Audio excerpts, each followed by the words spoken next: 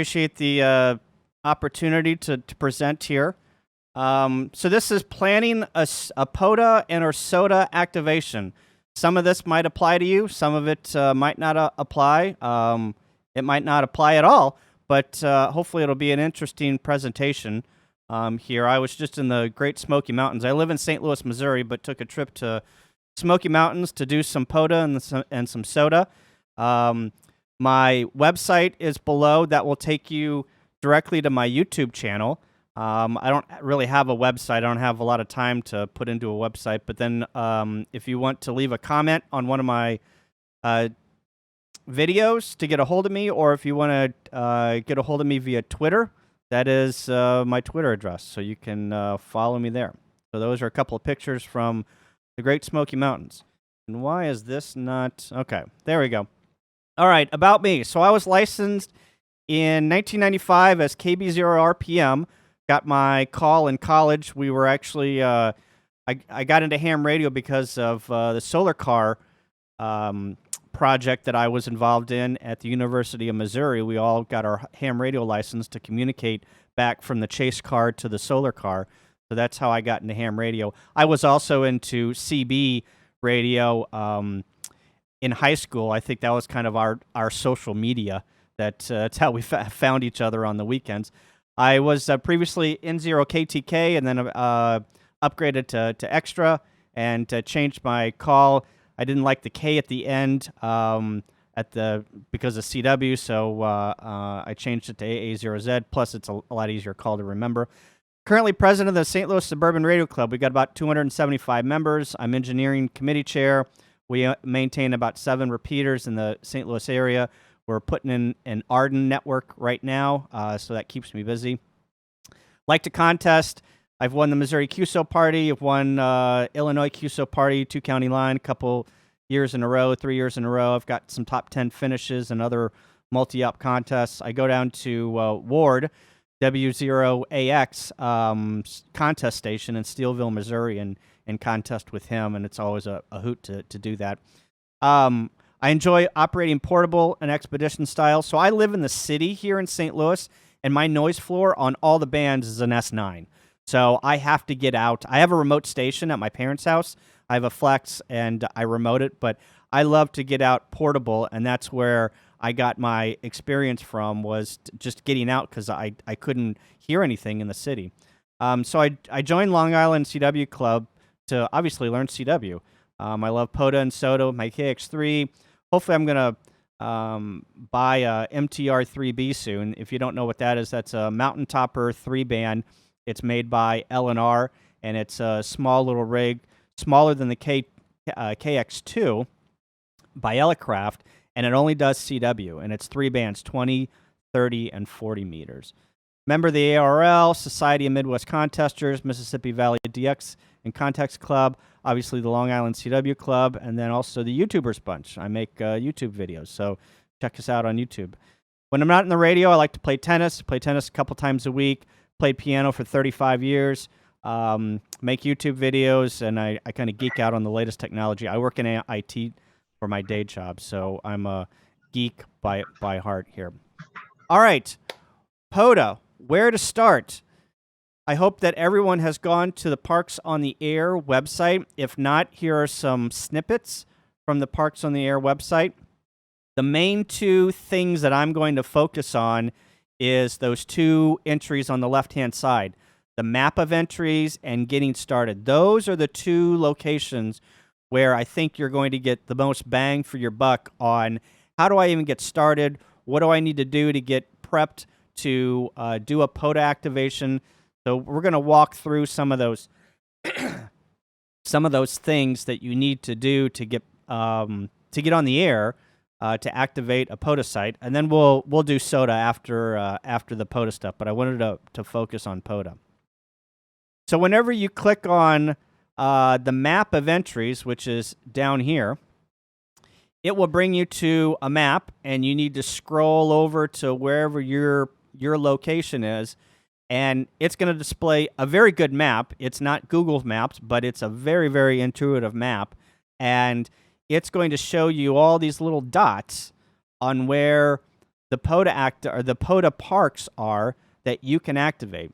And what you're looking at here is St. Louis, and you can see that I have selected here the Gateway Arch National Park.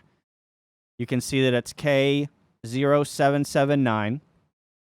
And all these other, like I said, all these other parks are ones that you can activate.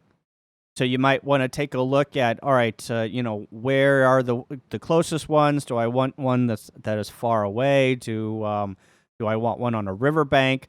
So you can get a big overview of all the parks. And then also the nice thing is you can, well, we'll get into it. But here, I've selected the Gateway Arch National Park here as our example here. So if you click on More Info, it's going to bring you to this screen. Let me get my mouse out of the way here.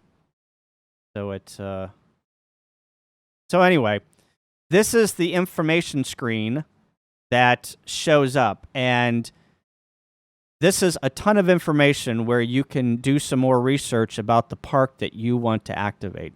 So over on the left-hand side is all of the information, the reference number, the location, the latitude and longitude, the DXCC entry. It's going to be United States probably. There are parks that are outside the United States that they are adding.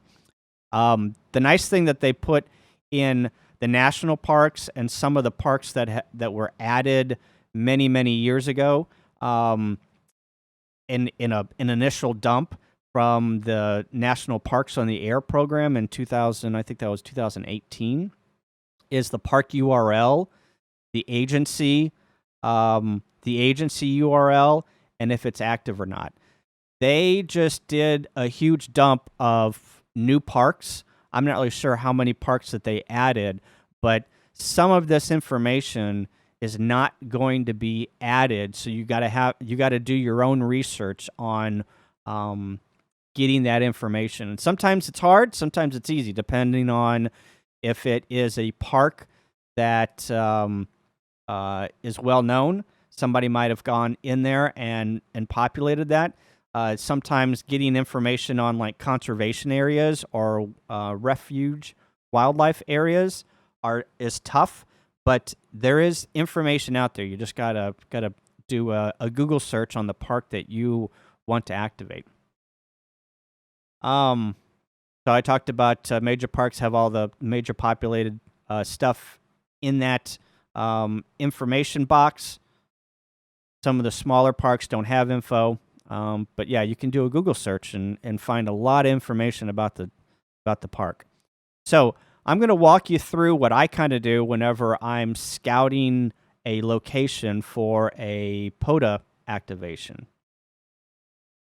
But before we do that, I'm getting ahead of myself. You got to know the park rules. So some national parks are very sensitive and require a special operating permit. The picture down here is the Gateway National Park that I've activated a couple of times, and that process that you have to go through in a national park that is very sensitive is a waiting game. So you have to call the park, you have to get a special operating permit, you need to tell them what you're going to do, you almost have to meet with them. So we went down there and talked about what we were going to do on how we were going to set up the antennas, how we were going to guide them. You can see that we've got a car that we drove, or a truck that we drove in there. We had a drive-over mast support that we hoisted the mast up, and then we put barricades around because the arch is a very populated area with a lot of foot traffic, and then we had to guy off the dipole that we were using onto non-living things. So we had a barricade. They're actually doing construction in that picture. Barricaded or connected it to a barricade on one side, and I think a picnic bench on the other side. So you have to, on sensitive parks like government monuments, the Arch, the Liberty Bell, probably anything in Washington, D.C., things that are sensitive, you probably need to call them and ask them or tell them what you're going to do, and ask them if they have any stipulations, because they will probably the last thing you want to do is go and activate a park, get halfway through your setup, and have a ranger come over and say, "What are you doing? You can't do that right now." So just a word to the wise here. And also, most parks will not allow you to hang antennas from trees. You know, if you're in I've never had any problem in conservation or wildlife areas. But again, if you are in if you're in a sensitive park that maybe state parks have that rule, sensitive parks definitely have that rule. National parks, I believe, have that rule. So you need to go and ask a ranger on if you can hang the antenna in a tree or loop, your guide line around a tree or something that is living. Even if you don't have to have an operating permit, I think you probably should ask about hanging stuff in the tree. Some parks might ask you to reserve a pavilion or a picnic area. So you might want to do some research on, you've got a picnic area or a pavilion picked out, but it might be reserved during the time that you want to activate. So you might want to do some research and call the ranger station to see if that pavilion or picnic area is open, and you can go and set up.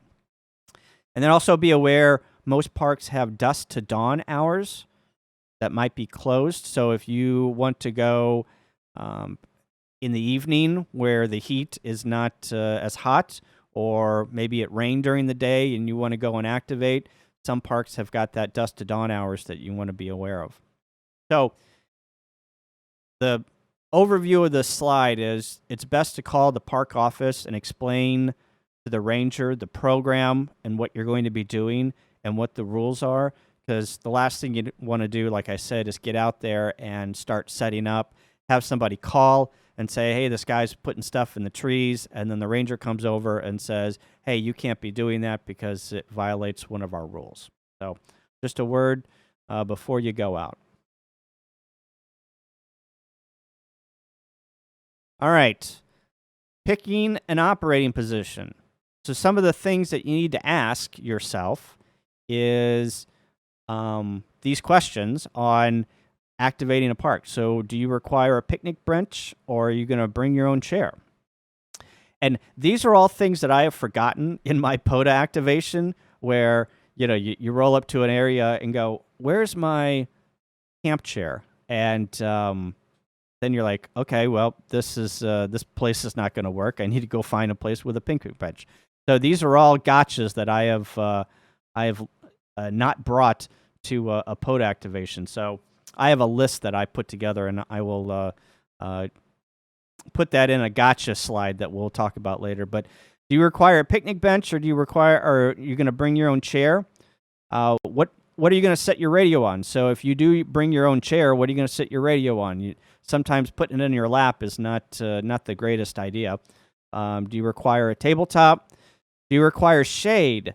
What happens if it rains? So that's a possibility that one of the things that you think you're going to go out and activate a POTA park, and you pick a place that is shaded whenever you set up, but then you've got the sun beating down on you for 2 or 3 hours while you're trying to activate, and your radio has probably got a black metallic case on it, so therefore it heats up. So always look at places with shade if you're going to be out there for a while, and as the sun rotates around, or as the Earth rotates around the sun, how is that shade going to change at your operating location? What are you going to log with? Are you going to log with your phone? You're going to log with laptop? Are you going to log on paper? And another thing you want to think about is, if you're out there for a couple hours and you're logging on your phone, what happens if your battery goes dead? So think about your battery situation on not only your phone or your logging electronic device, but also your radio that you're going to use. Is it in a public area with lots of foot traffic? Are you going to potentially have issues with your guy lines, your antennas, with people walking? So typically I go to a location that is far away from people, so I don't have a lot of foot traffic, so they're not getting tangled up in my antenna, because that's the last thing you want is somebody knock your antenna over and then they call the ranger and then you're done for the day. Will your antenna potentially be in the way of other park attendees? So I just talked about that.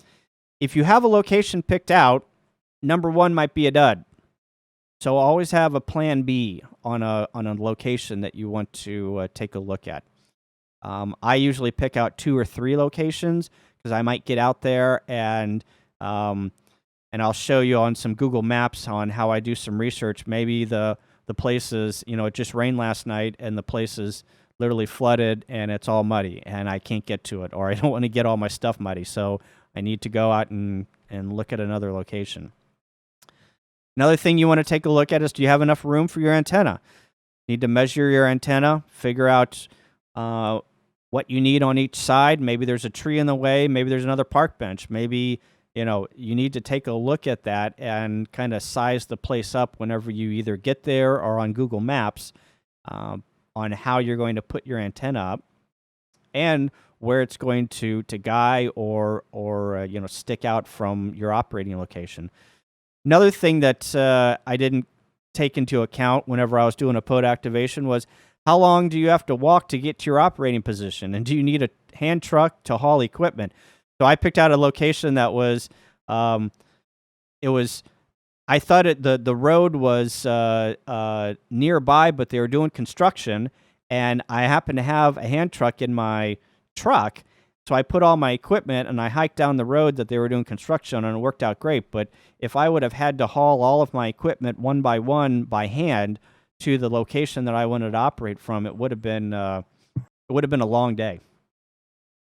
And then you also don't need a picnic bench. You can go on a hike and almost do not a SOTA summit, but typically you have to hike to the summit. But you can go for a hike and activate off trail. So that's an opportunity for you to get out and get some exercise and activate a POTA site, not in a place where somebody would usually activate a POTA location from. All right, some of the things that you need to think about also is picking the right tools. So are you going to use a base station, or are you going to have a portable radio? Sometimes you don't have that luxury and you have to take your base station, or maybe your base station is a portable unit. I've got a KX3 and I use that as my base station with a 100-watt amp for many, many years. So one of the things you need to think about is, your radio. What radio you're going to take out there. Also, batteries. What are you going to use for batteries? Are you going to use a lead acid or lithium iron phosphate? Those Bioenno batteries are awesome. They are lightweight. They give a lot of juice for a lot of time, and you can get many QSOs out of those batteries. The lead acids, those are heavy, but they run for a long time, but they're very heavy. So be aware of weight whenever you're trying to haul stuff around, and also the operating time. You want to be out there for 2 minutes, or you want to be out there for 10 hours. So you need to size that accordingly. Also, your coax. Obviously, hopefully you're not going to bring a big roll of LMR 400 or RG213 out to your site. You're going to have something that is a little bit smaller, and maybe a 25 or a 30-foot swath of RG8X or RG58 to hook up your antenna. Shorter the better. And then also, are you going to use an end fed or a dipole? End feds are nice because they typically only have one guying location. You can kind of tie it off to a picnic bench or tie it off to maybe a tree or something, and then it's got one guying location. Dipole, keep in mind, if you raise the center of the dipole, unless you have it in like a sloper configuration or whatnot, you typically need 3 guying points, 1 in the center and 2 at both ends. Granted, the 2 at both ends could be a sandbag or something that is on the ground, or maybe a stake in the ground. So just keep that in mind whenever you're thinking about what antenna you want to use in your activation. All right, so this is the what I usually do whenever I am scouting out a POTA location. So I get on Google Maps, and if you come down to the lower right-hand corner where I've got the circle there, and you click on the little man down there, it's going to bring up everything in blue is a Google Map, a Google Street View. Sorry, Google Street View, and it allows you to take a look street view wise on what's going on in that location. So this is Babbler Memorial State Park near my house. You can see that it's got some information over here on the left-hand side on the location. It's even got the website, Mo State Parks, and the phone number that you can call the ranger station. So this Google Maps and Google Earth has got a ton of information that you can get yield from that web page. So I have picked out a location. It's kind of in the middle of the park, but I'm like, okay, I think that location might be good. It's got a road near it. It's got a big parking lot. It's in a large open field that looks like it's got a lot of information or a lot of area to put an antenna up. So let me do some research on that area and see what we're looking at. So as you scroll around on Google Maps, you can progress or go back on the map there. And I took a look at one of the locations, and I found this. I thought, well, this would probably be perfect. You can see that there in the at the bottom of the page, you've got, or the website, you've got some parking, and then you've got these 3 picnic benches that I've circled, and the one on the left-hand side has got a lot of shade on it. The one in the middle has got some sun, and the other one has got, on the right-hand side, has got some shade. Now, like I said, that might change, but these look like good opportunities to set up an antenna and possibly put an antenna in a tree that's nearby. It's got a picnic bench, and it's close to the road. So this could be a good candidate. So you might want to put this, map this location, put a marker where this location is, and you can right-click and say on the map and say directions to here. And once you have those directions, you can send that to your phone, and Google Maps will take you right to this location, and that's what I usually do. Another thing that you want to take a look at is if you don't have a location that you can pick out and you've got a parking lot, a lot of cars and trucks have got trailer hitches on the back. So this is what I do if I can't find a picnic bench or somewhere to set up. I have one of these trailer hitches, and it's like a flagpole. It's called a flagpole hitch. And you can see there in the red circle there, I've got a push-up pole, and actually that one is a Pactena from Pactena.com, but you can get them if you just look up kite push-up poles or kite fiberglass poles or kite telescoping poles. There's a bunch of people that make poles that are anywhere between $30 to $70 that are medium duty that will easily support a small dipole in very little wind. If you have a thunderstorm come through, I don't expect it to hold up then. But TN07 Engineering is a good place. They've got a lot of good poles. If you just Google push-up poles or kite telescoping poles, you'll find a ton of options. So I put that kite pole in the trailer hitch and then sat up in the parking lot of a state park, and you can see that I'm in the shade. I've got my chair there. I'm sitting in the chair. I'm activating the park, And then I've got a little other chair, like a stand or a 3-leg camp chair that I got my KX3 on, and that's where I activated the park. I didn't have any coax. You can see that I'm quite a ways from my truck there, and down there in the lower right-hand corner is my KX3, and my end-fed antenna plugs directly into the side of the KX3, and then I connected the end of the, I think it's about a 31 foot radiating element that goes all the way up to the top of my push-up pole, and then I just pulled out my KX3 and my antenna and walked it back to a point where it was up off the ground, and set up shop right there and started to activate. So always think about, some alternatives, how you can activate. Maybe it's a parking lot, maybe it's a picnic bench, where your antenna is going to go. So be thinking about your setup on whenever you're going to activate that park.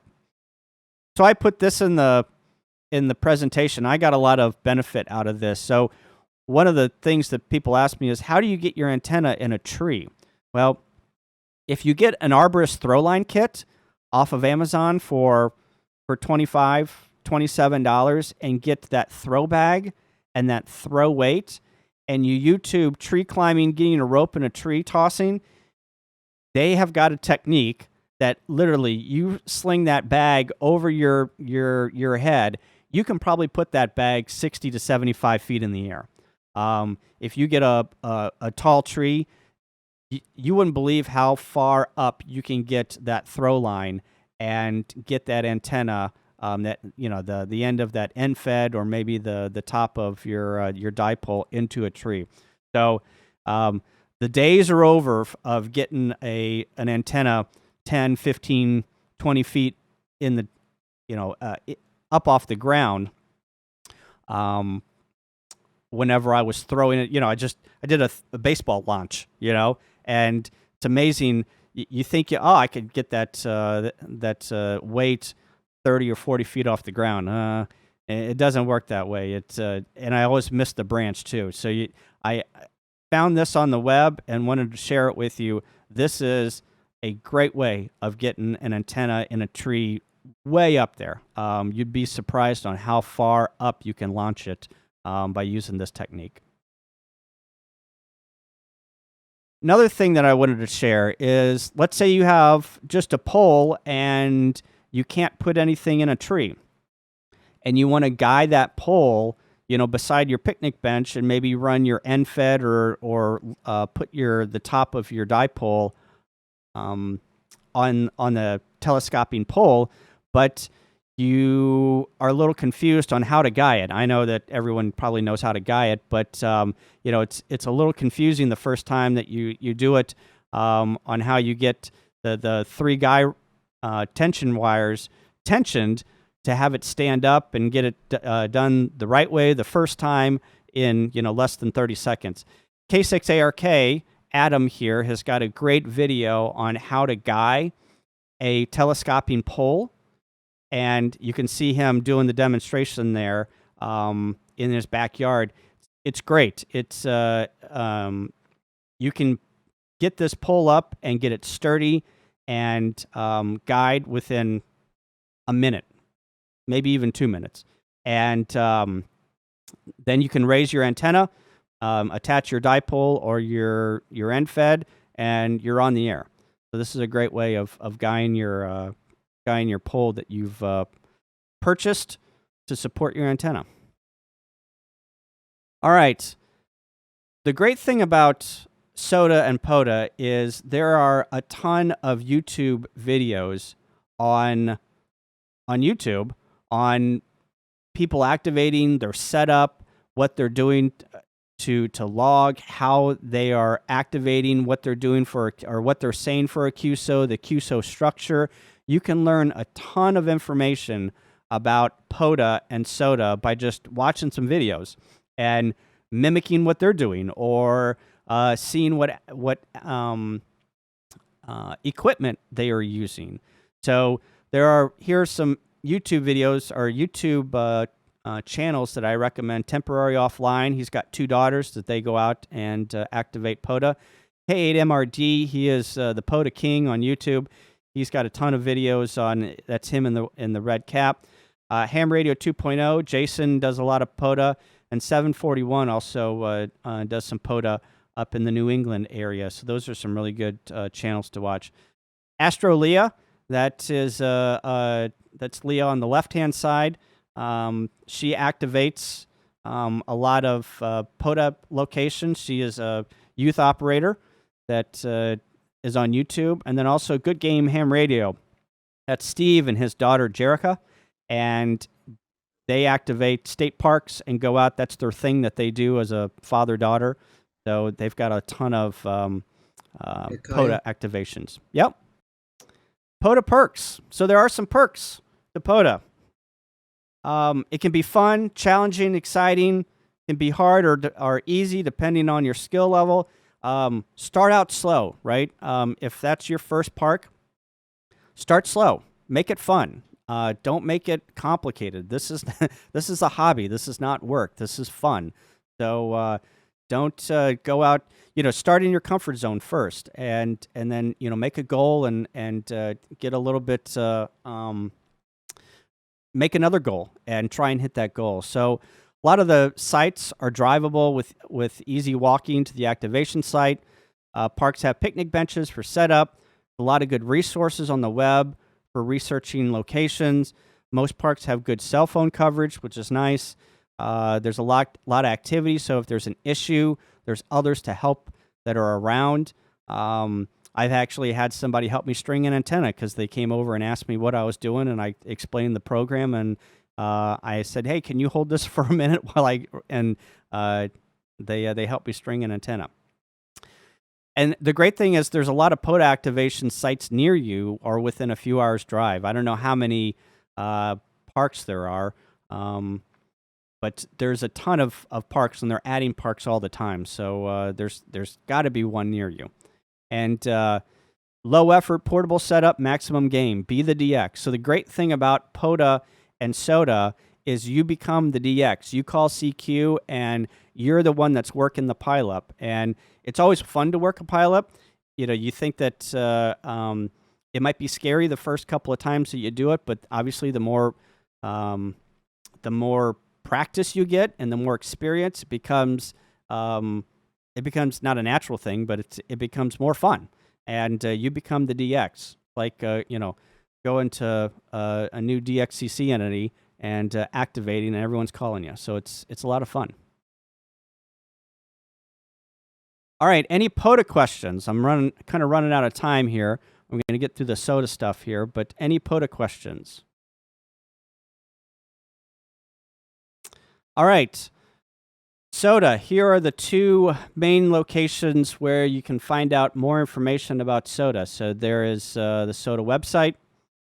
And then also if you click on here on the online resources, there is basically just a tab formation of all of the the things that you need to have to activate a SOTA Summit. So the database, the SOTA watch, the reflector, the shop if you want to order something, and the most important one is that SOTA mapping project in the lower right-hand corner there, and we're going to take a look at that. So here's the SOTA mapping project. If you click over on the left-hand side, you can see where I've got that red circle. If you click on your location and then choose a mountain range, and that will populate this field down here with all of the mountain ranges that are in the drop-down. So I've picked, and you probably can't see that, but I've picked W0M, Missouri, and then the St. Francis Mountains. So that gives me a list, and then it shows up here on the bottom of where, and St. Louis is right here, so where this mountain range, actually it's not a mountain range, it's a hill range of where all those locations and those mountains are located in Missouri. So if you scroll in and you take a look at, I picked Tom Sauk Mountain here. It's the highest point in Missouri. You click on this summit. It is 6 points. It has a designator of SF001. And you click on this and it shows this dialog box. You click on this top link here with the name, and it brings over the information on the SOTA website. And there's just an absolute ton of information here that you can gather from the SOTA Summit.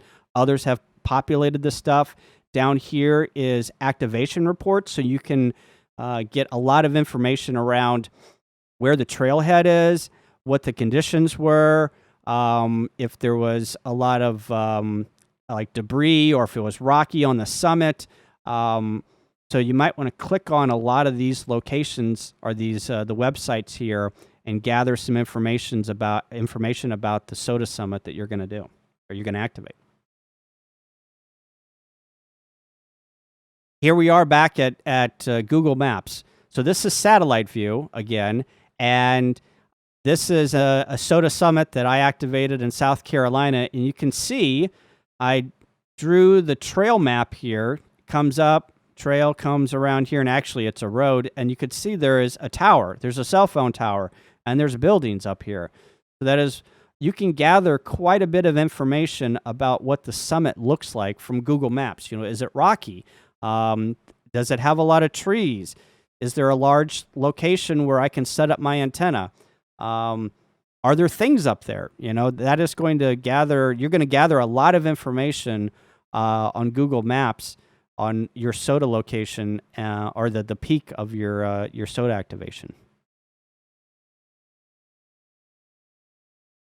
All right, here's some good websites. List of John and Peakbagger are two websites where you can go and look up trail information.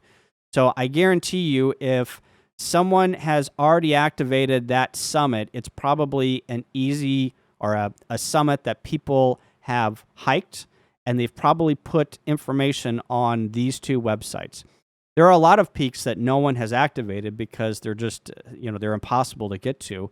And they don't have any activity. But a lot of the activity a lot of the information that you're going to find are on these two websites. There's other websites too, but I would suggest going to these two and looking up your SOTA Summit and getting some information about the trailhead, about the peak. There might be some climbing. There might be it might be a hard summit to summit. It might be a easy summit to hike. That information is in these websites. And then also, don't ask me why I know this, but you might want to make sure that you've got some tracking apps to make sure you get back to the car in one piece while you're hiking. There is a lot of cell phone apps out there. I'm not really sure how you say it. Gaia GPS and AllTrails are probably the two most popular. What I do now is I get my cell phone out, I do the breadcrumb feature, and I start hiking. And especially if there is, it's not a very good trail that's marked and you have to do some bushwhacking, the breadcrumb feature to get back to your car is essential. I do not have very good sense of direction, so I'll get up to a peak. I'll find a peak because you can see it, and if there's not a lot of tree cover, you just keep going up. But then I have a bad reputation of taking the wrong trip down the mountain and getting a little lost. So I rely on my cell phone and the Gaia GPS on getting me back to my car. And also, you can record the whole hike. And it's always fun to replay that hike back on the app to see where you hiked and how far you went, the elevation gain, the elevation loss, the amount of time it took. So those are all good stats to put in your bag of tricks. to say, all right, I know that I can hike a mile in 1,000 elevation or 500 feet elevation in this time frame. So I think that I'm going to be on the peak at this time. Christian Claiborne, he is a YouTuber, and he has created a SOTA 360 series, which is awesome. He has done an absolute awesome job on getting to the intro and planning, charting a path, activating, logging your SOTA contacts, chasing, deep dive into charting on how to plan an activation, on how to chart up to the top of the mountain with all trails and some topo maps. So I would highly recommend Christian's SOTA 360 series. It is awesome. All the information. It's almost too information. I've watched all 7 of his videos probably a couple of times, maybe even 3 times, on getting all the information, because it is, like I said, just a ton of information. So I highly recommend it. Here's some good to knows. There is a wilderness protocol in the ham radio community. I am not going to tell you what the wilderness protocol is, because I need to watch Jerry's video, KG6HQD's video again, and I watch this every time I go out on a SOTA summit. Basically, it's at the top and the bottom of the hour, and like 4 times a day. I think it's 3 or 4 times a day. Anyway, they listen on 5.2, and it is basically, if you're lost or you need help in the ham radio community, you can take your HT and you can call for help, and there's other people that are listening for people that need help. There are people that there's a lot of people that are listening in Colorado, California, Utah, places where there's a lot of mountains, Smoky Mountains. Here in Missouri, I don't think there's a lot of people listening and doing the wilderness protocol, but you never know. So anyway, it's a good thing to know and have in your back pocket. If you get into trouble, you can call for help, and hopefully somebody will hear you. So I highly suggest you watch Jerry's video on the wilderness protocol. Then also 10 hiking essentials. So these are the 10 hiking essentials you probably need to carry in your pack if you're going to hike up a mountain. So navigation, know how to, it's one thing to have a compass. It's another thing to, and map. It's another thing to know how to use the compass and map. There's a ton of YouTube videos on how to use a compass and map. So I highly suggest you take a look at those. Headlamp or flashlight. If you get lost and you get into darkness, you need some way to light the path, right? Sun protection, got to protect your skin. First aid kit, that is essential. What happens if you're cutting some rope for your guying and you slice your finger? Always need some first aid. A knife, just for general use. Fire starter. Typically, I just have some cotton balls in Vaseline and a flint, and I'm good to go. Shelter, I have a small tarp that I carry up, or I have in my pack, with some paracord that I can wrap across some trees and get out of the rain. Extra food. Sometimes you're going to be up on the peak, or the trail is a couple hour hike, so you might want to pack some food. Extra water, this is essential. I always pack more water than I need. I usually fill my 3-liter Camelback up, and I'm good for the day, or at least for if it's hot out, I might pack some extra water. But usually 3 liters is good for me for my SOTA activations. Is there a question? All right, some SOTA YouTubers. K6ARK and Red Summit RF, they are CW operators, and you can see that they literally, whenever they are sending CW, they are putting on the screen what they are sending and what they are receiving. So they've got it down pat, and I would highly suggest, if you want to take a look at the CW protocol on calling CQ and what the QSO structure is, I would highly suggest K6ARK Portable Radio and Red Summit RF. Those are two of my favorite YouTube channels out there. Kevin, W6RIP, Radio Adventures, he has a SOTA page that is great. He is in Southern California and does a ton of SOTA.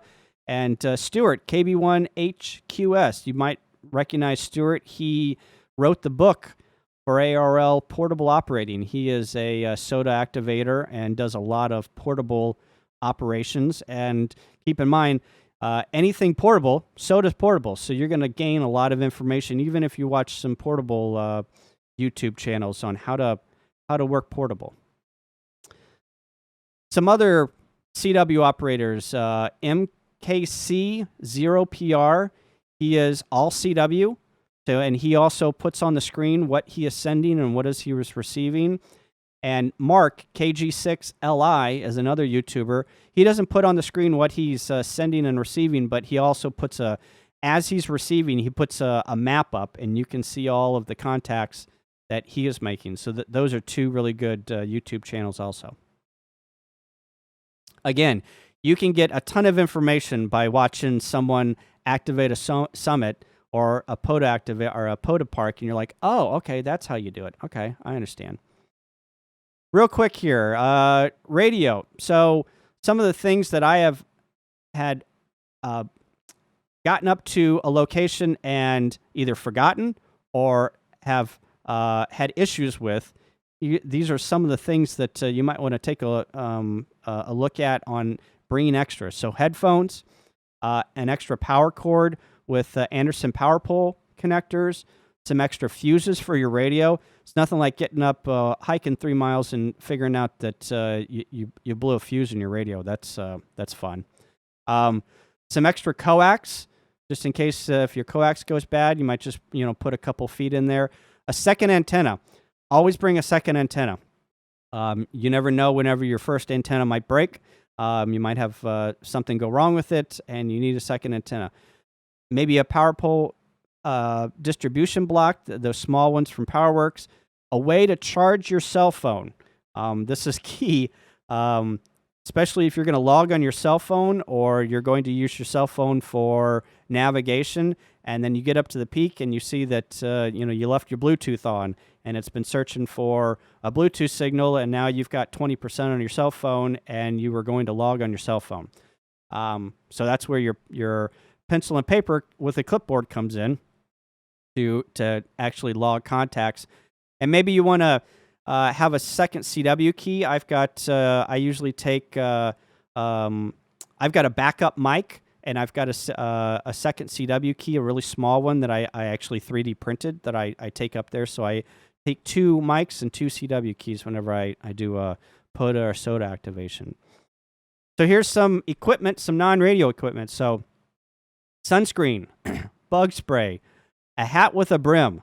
You wouldn't believe how much sun, and I've noticed that, I'm not really sure if this is true, but I've noticed if I have a hat with a brim, the mosquitoes, they can't fly like up, they can only fly across or down. So I keep a lot of the mosquitoes off of my face whenever I've got a hat with a brim that goes all the way around. Camping chair, a map, or a download area on your phone of the location that you're hiking to, or your POTA location. A weather app. This is key. I have gotten stuck in rain so many times by not checking the weather. You would think that I would be religious about it, but I always forget to check the weather app on what's coming from the west to the east, and I've gotten stuck in rain. So learn from me. Check your weather app before you go out. You might want to put a cheat sheet together of all of the shortcuts for CW and the park number. It's very easy to look down on your cheat sheet and figure out what you're going to send in CW. I have a cheat sheet. It's got stuff like UR, RST, QSL, the peak number, and different things that I need to send to CW because I blank out whenever sometimes I get up on top of a peak. A towel, first aid kit, zip ties, electrical tape, small toolkit, and then also a voice recorder. You might want to record the QSO and play it back later to make sure that you've got all the contacts, using all the phonetics, you heard all the phonetics correctly, and you heard all the dots and dashes there. In my world, an F turns into an L real quick because I've got a little bit of dyslexia going on, and I will hear an F and I will write down an L. So don't ask me why I do that, but I do. So it's always nice to verify the contacts. Going through this quickly here, I'm running out of time. Have a plan B. Always have a different location. Be prepared to how to contact people in an emergency. If that's on your HT, if that's dialing 911.